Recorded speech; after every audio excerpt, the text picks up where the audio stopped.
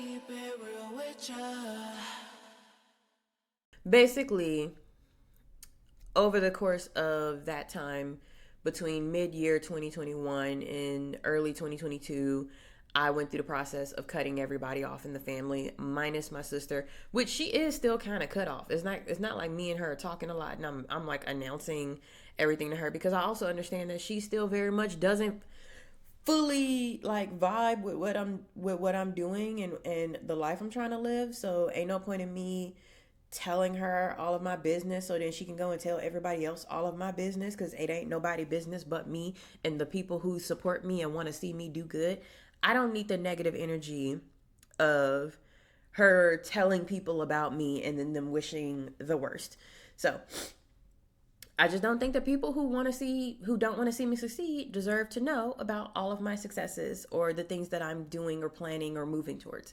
But the positive part about that, about going fully no contact with all of them and removing myself from their stressful situations, is that it allowed me to go through physical therapy and have it actually be successful. Because the I think part of the struggle I had with the previous physical therapist and all the money that I spent on seeing those people was that I kept putting myself in situations where I was going to be re traumatized, I was going to be triggered, and I was going to put myself in survival mode again.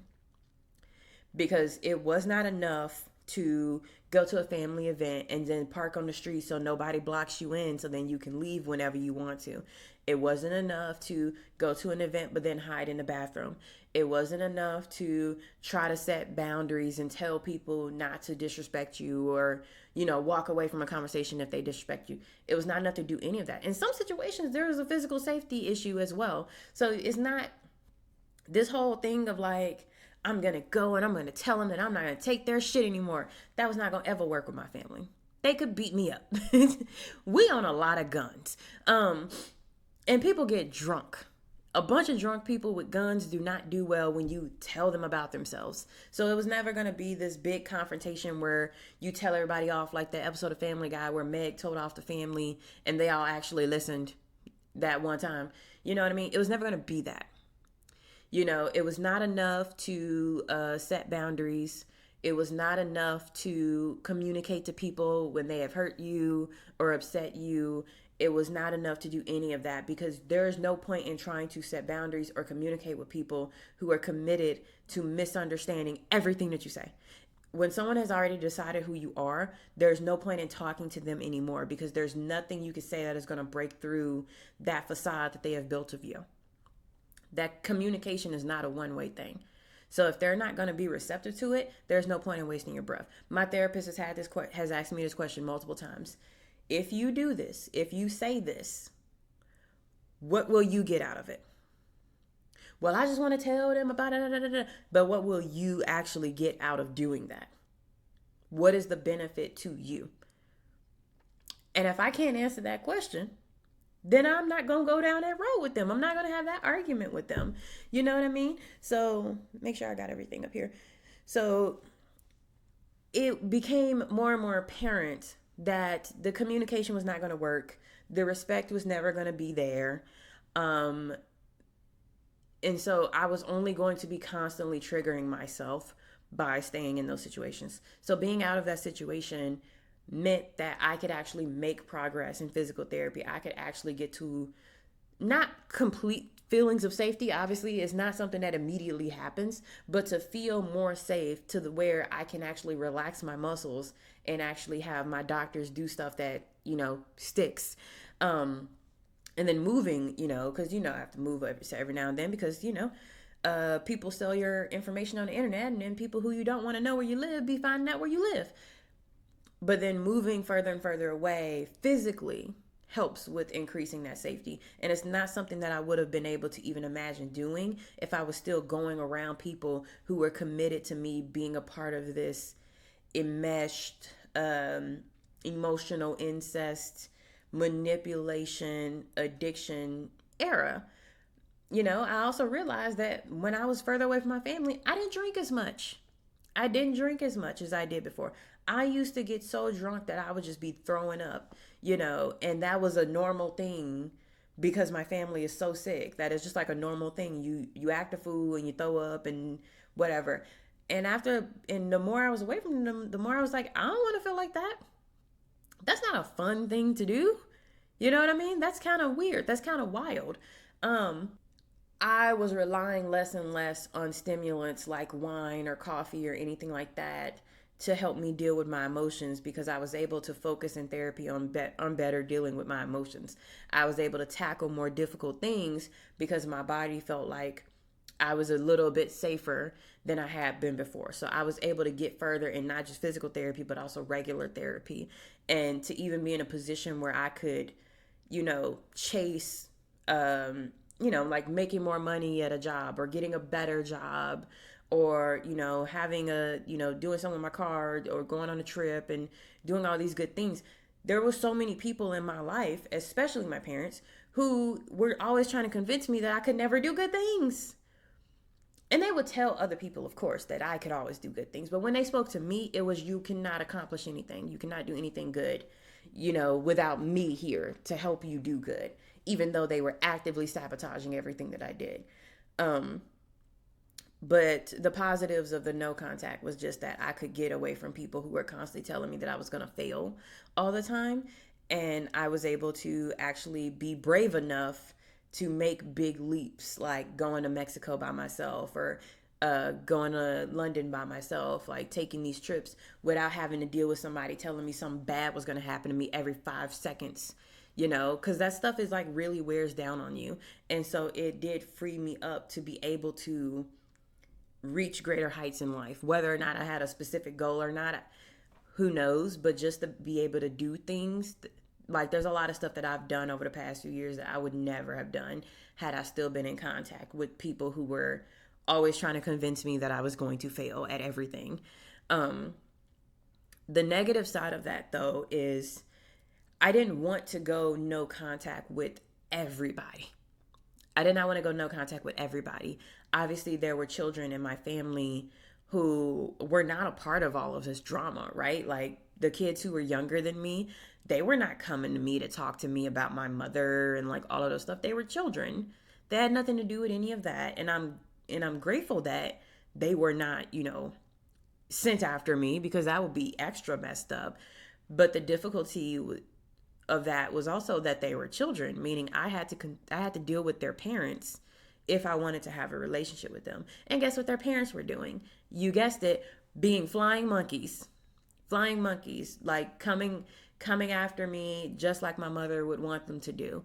And I could not, and they would obviously too. Like they'd be like, you can't do XYZ, then you can't see the kids. You can't hang out with them kids. You can't da da da da. You can't talk to them.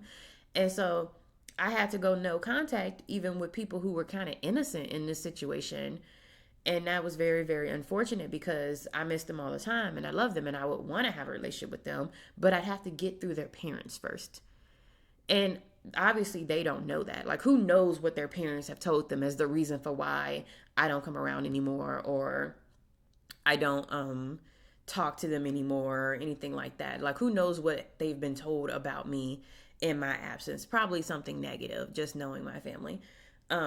And that is the upsetting part, that you literally have to wait for these children to grow up in order to try and have a relationship with them, independent of the drama that you have with their parents. Because this idea that I'd have to like just put everything to the side for the kids is manipulation.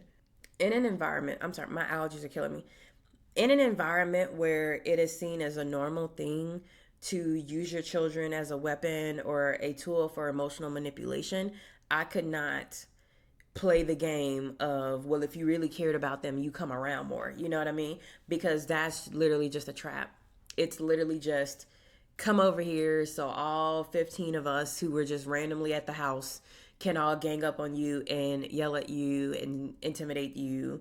And it would have nothing to do with the kids. They would literally just be a pretense for getting you in a room and trapping you. And so I just could not do that. And it was upsetting because the similar thing when I was younger and I had siblings or cousins who had left the family, but really they just moved away. They didn't fully like leave the family. They just moved away, and it did impact me, and I was very upset about it. And I did not like the way that they went about that, especially when they would come back around and they wouldn't say anything to me. I would just find out later that they were just in town hanging out with other parts of the family, but not me. That would be very, very frustrating. And the difference between me and them is that I don't just come around and then decide who to spend time with and then neglect the other people in the family. I don't come around at all. I'm like completely removed. But understanding how I felt as a kid and a teenager growing up in that, I could understand how it could affect them negatively. And I felt bad about that. And I do want to have like a better relationship with them, but I have to wait until they are more independent of their parents. I was very fortunate with my niece in the sense that, because I was still talking to my sister, kinda. Um, when my niece expressed that she wanted to talk to me, my sister allowed for that, and then we were able to communicate, which is great. Um, Not so much as with the other young kids in the family, but it's like I have to wait for them to get older. And so one of them is actually older now. She's recently turned 18, and I'm just like, how long have I been away from the family? Like, this is crazy. You're 18 now? How old am I? Like, it's a huge shock to the system too, because I have not been there for the past few years to like watch them go through these like big milestones.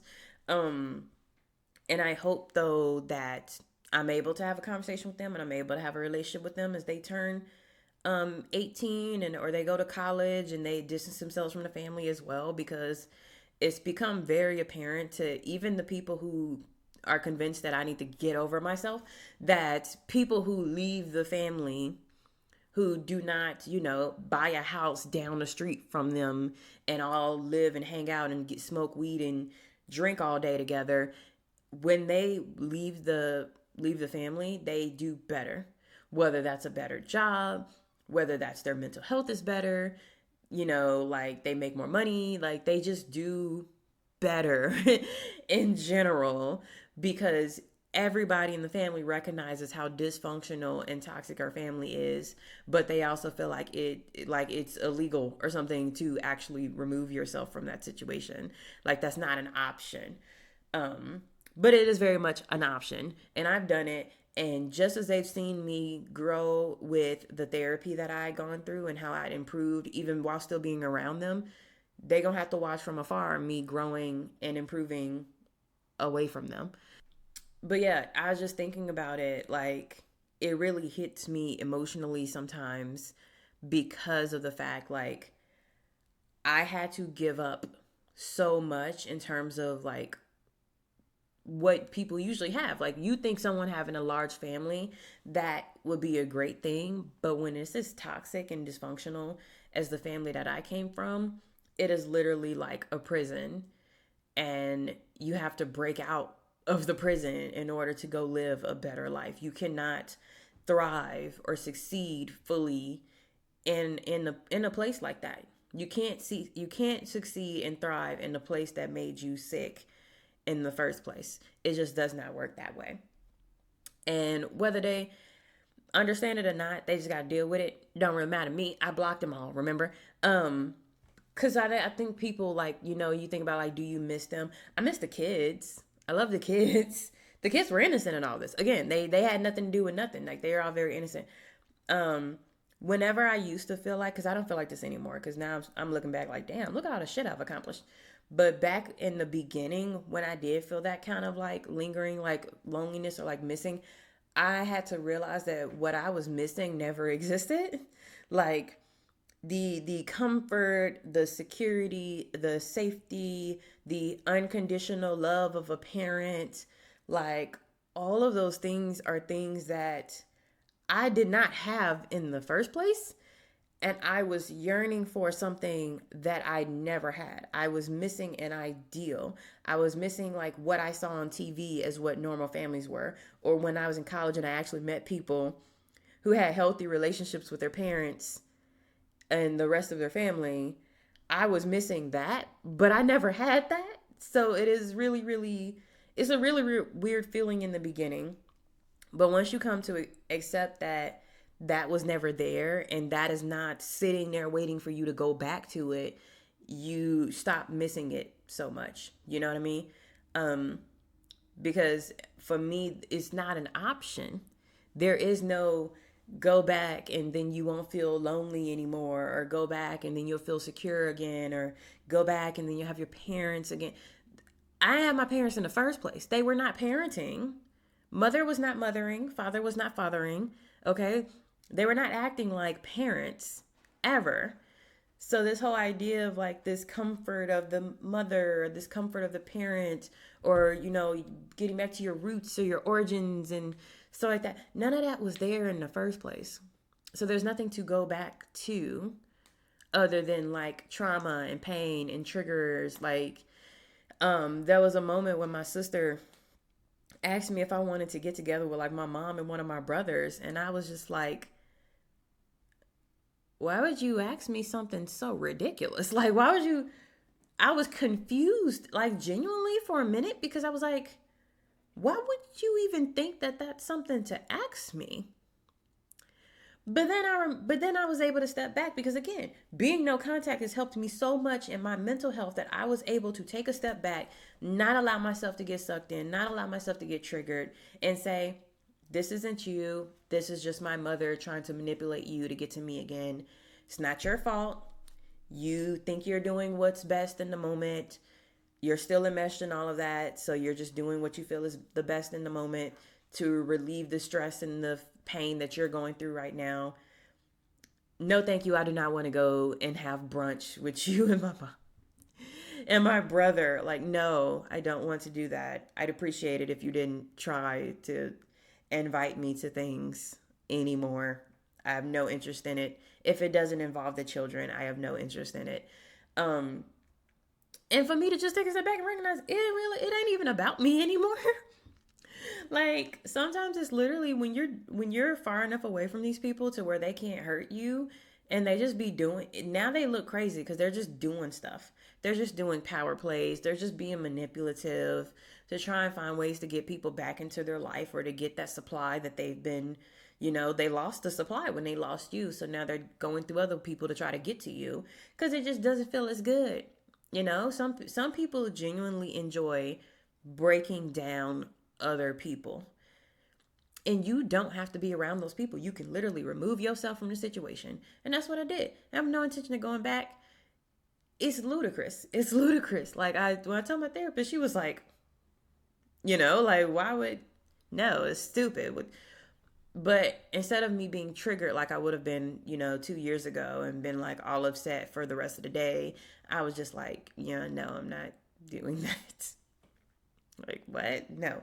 And I'm very proud of myself to be able to respond to these situations in a very like calm, collected way. Because before I would just word vomit, and I'd feel the desire to tell everybody about themselves and trauma dump and all of that stuff. And I don't feel that anymore. Like I said, there's been some videos that I've recorded that I didn't upload because the emotions passed, the feelings passed. And the fact that I can let feelings pass as opposed to wallowing in them for like weeks at a time is a huge, huge accomplishment in terms of my mental health. And I don't think it can be stated enough that our society as a whole is already sick. So choosing to stay in a relationship, and not all of you are choosing, right? Some of you are genuinely struggling, and I recognize that. But choosing to stay in a relationship because society tells you that that's the type of relationship you need to have, or that they tell you that without it you will be so sad, or you will be lacking all the time, is just ridiculous. Other people like to see you sad and miserable because they're sad and miserable, and they want you to be like them, and they don't want to see you do better. I've met a few people who have been offended by me being no contact, even when they have actual proof as I am sitting in front of them that I am doing way, way, way better than I ever could have possibly done. They would still be offended at the thought because they think it's something that they can't do. They feel they can't do it, so they don't want you to do it. And I am at a point now where I am able to recognize projection and recognize when people are putting their own feelings and insecurities on me, because I'm doing pretty damn good. And I'm at a point where I can think of myself as only doing better. I was like, it'll be better. It'll be better. This time next year, this will be better. You know, maybe I can't cook for shit right now. Maybe next year I'll be able to cook chicken without burning it. You know, it'll be better. You know, I don't constantly feel like I am at risk of losing everything because I no longer have people around me who are constantly trying to remind me that I'm at risk of losing everything. So, yeah, it's definitely a lot of power in this whole no contact thing. It's not easy and it hasn't been easy, but now it's become so much easier, and I am so much happier than I was before. And I'm glad that I stuck with it. I'm glad that I had a good therapist, a good psychiatrist, a good gastroenterologist, a good physical therapist, all these doctors who were like, yeah, you should probably stop talking to that woman. She seems crazy. Because you know how many people have to tell you that your own parents are crazy before you actually believe that your own parents are crazy? You just be thinking stuff is normal, and then they start looking at you, and you're like, why is everybody looking at me weird? Because you just said something wild. You just said something wild. And I've had enough of those situations at this point to realize like, okay, that stuff wasn't normal, but I'm still unlearning stuff. I'm still having moments where I'm like coming into therapy with a list of shit like, was this normal? And my therapist would be like, no. Okay, what about this? No, that wasn't normal either. Okay, what about this? No, that's actually incredibly traumatic, Minu. I was like, oh shit, okay. And I'm like taking my notes and I'm checking it off and I'm like, okay, here we go. There it is. um, but I'm able to like kind of laugh it off now because I'm like, at least I don't have to, you know, be around the people who did that and have to then go explain to them like, hey, when you did this, it was traumatic and fucked up. I don't have to explain anything to them because they committed to not understanding anyway. As long as my therapist know and my best friend know, that's really all that matters at this point. It's like my therapist and my best friend, they know, they understand, they get it. And I'm going to continue to surround myself with people who get it and who understand what is a healthy relationship, and that I did indeed get away from something toxic. And if you're trying to get away from something toxic, tell me right now, it's going to be hard at first, but eventually you're going to start to do better. But you got to stick to it. I really thought I was doing something with the whole low contact or talk once a week, talk once a month type thing. And every single time I reestablished contact, it was some fuckery. And I was triggered all over again. And it felt like I was backsliding constantly in terms of progress, physically, mentally, everything. And so going all in full no contact was the best thing I could have ever done for my life. I would not be able to do any of the things that I'm doing today if I had not gone through this. So I hope that this serves as motivation, justification, encouragement for people who are in these toxic relationships, whether it's your parents or your siblings or your romantic partner or, you know, your friends, your neighbors, whoever, your roommate, you know. I got to make a story about that too. I hope that it encourages you and it helps you, like, you know, do what you know you need to do, but you've just been scared to actually commit to. And if you guys resonate with this content, or if you resonate with it and you're just kind of like, but you know, finances, like, how do I do that? Or adulting, how do I do that? You know, stuff like that. I'm very much happy to share like all of the different things that I've like gone through to get to this point. It's not like I just randomly fell into a job and then now it's like, oh, I make all this money, bye. Like, I didn't hit the lottery. You know what I mean? Like, I had to raise myself. I had to learn how to adult using external means. My parents were never going to teach me how to be a functioning, healthy adult. They're not functioning, healthy adults. So for me to learn how to stand on my own 2 feet, I had to go find that from somewhere else. I had to go I had to use resources to parent myself and help myself grow and become independent. It was not given to me. So if you guys want me to talk more about that, I'm happy to. Otherwise, I hope you enjoy the rest of your Sunday. Like I always say, take care of yourself because you deserve it. Drink your water, eat food, take naps. No one can live in this body but you, so you have to take care of it if you want it to take care of you. So I'll see you guys in the next video. Love you. Bye.